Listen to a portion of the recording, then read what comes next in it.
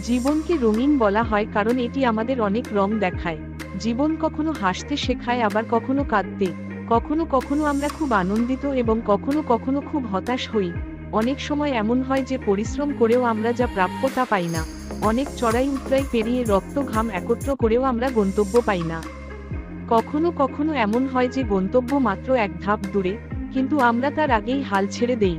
এই পরিস্থিতিতে অনুপ্রাণিত থাকা, সাহস বজায় রাখা এবং হাল ছেড়ে না দেওয়া খুব গুরুত্বপূর্ণ। আপনিও যদি এমন একটি পর্বের মধ্য দিয়ে যাচ্ছেন, তবে আপনার সর্বদা এমন কিছু করা উচিত যাতে আপনি প্রতি মুহূর্তে অনুপ্রাণিত থাকতে পারেন।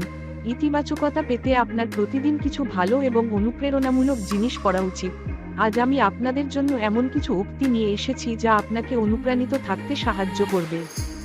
যা ঘটেছে তা নিয়ে চিন্তা করা বন্ধ করুন, নতুন কিছু ভাবুন, নতুন কিছু করুন এবং এগিয়ে যান। আপনি যদি যা ঘটেছে তাতে মগ্ন থাকেন, তবে আপনার আজকের দিনটিও নষ্ট হয়ে যাবে। আমার কথা হালকাভাবে নেবেন না।